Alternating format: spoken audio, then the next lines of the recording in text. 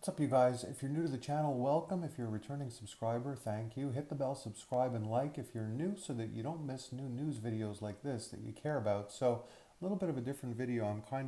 Usually I don't, pre-prepare much or read in advance. I'm actually going a step further here and doing this with you as I do it. So, crypto lender Voyager Digital files for bankruptcy, and I believe that they're originally based or were in Canada. So what makes this even crazier with Voyager Digital, although not so crazy because with a new industry you have implosions like this. Obviously, as I always say, crypto is still in diapers, but they had the advantage of being a Canadian company, so they could work with anywhere from a 20 to 30% spread if they play currencies with all their members and the way that they set up their payables. So giving themselves that extra margin, which I'm sure they took advantage of in some respect, and I'd be pretty shocked if they didn't, makes it a little bit even, well, I don't know if surprising is the right word, but they have to work hard to accomplish what they've accomplished. And obviously, I'm being sarcastic. I'm sure that they didn't want to file for bankruptcy. So, this is from the Financial Post, and it hit about an hour ago. Right now, it's 4:51 a.m. And if you haven't figured it out yet, I'm usually an early riser. So this hasn't been on the wire long, and I'm going to share my thoughts with you, and I'll upload this video pretty quickly. I just put up a short, maybe, I don't know, 2 minutes ago or so, just sharing the news quick. So Voyager Digital said on Wednesday that it has filed for bankruptcy a week after the crypto lender suspended withdrawals, trading, and deposits to its platform as it sought additional time to explore strategic alternatives. In its Chapter 11 bankruptcy filing on Tuesday, New Jersey based Voyager estimated that it had more than 100,000 creditors. Is that right? It had more than 100,000 creditors? 100,000 creditors is a lot.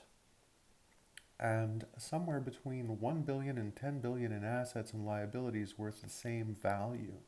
So Chapter 11 bankruptcy procedures put a hold on all civil litigation matters and allow companies to prepare turnaround plans while remaining operational.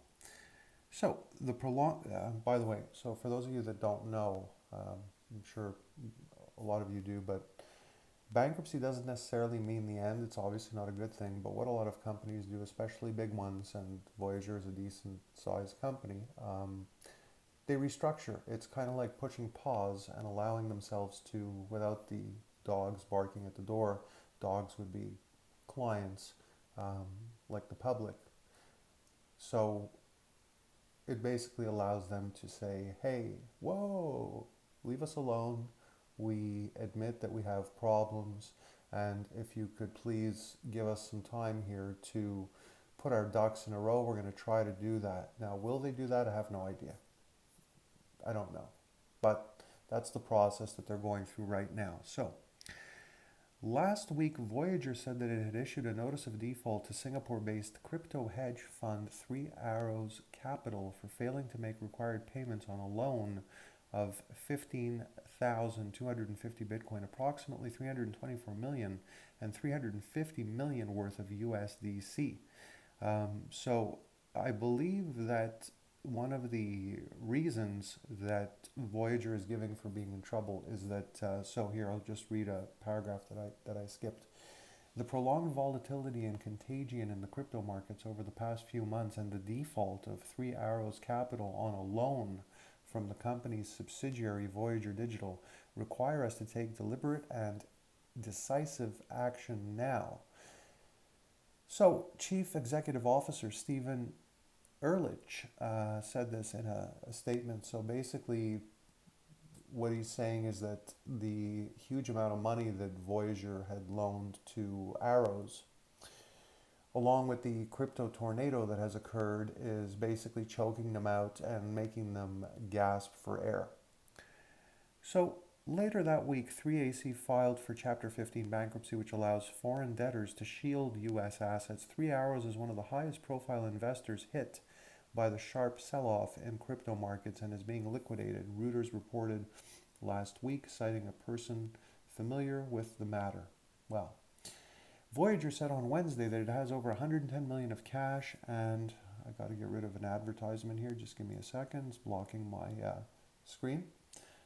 So 110 million of cash and own crypto assets on hand. It intends to pay employees in the usual manner and continue their primary benefits and certain customer programs without disruption. Many of the crypto industry's recent problems can be traced back to spectacular collapse of so-called stablecoin Terra USD in May, which saw the stablecoin lose almost all of its value along with its paired token. So, I'll tell you guys, for those of you guys that this is causing extreme stress to, I'm not going to tell you what I'd like to say that I say often because you know this already by now, but what I will tell you is this. I feel bad if you're feeling pains, and it really sucks when things like this happen, but the idea is just like the dot-com bust, and it's really no different, and history repeats itself, and yes, there's a lot of liquidity. Yes, it's a market that's very lucrative.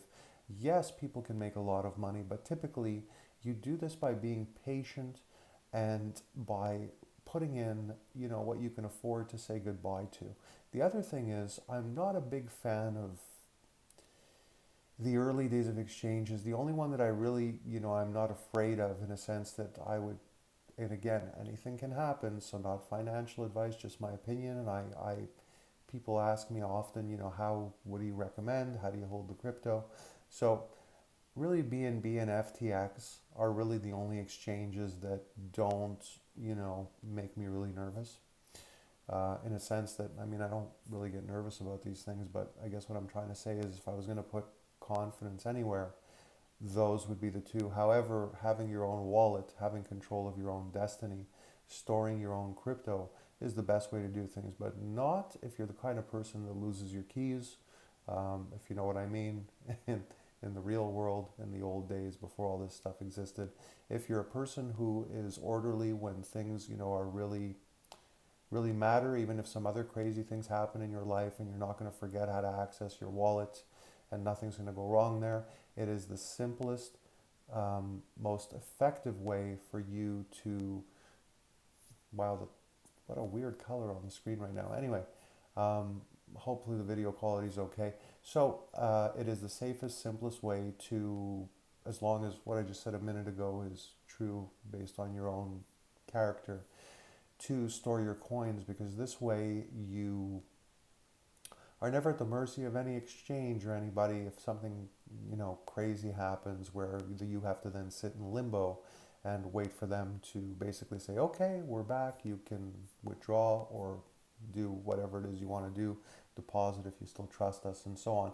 So you get the idea. I wanted to just make this quick video, and I'll see you on the next one. Thanks for watching.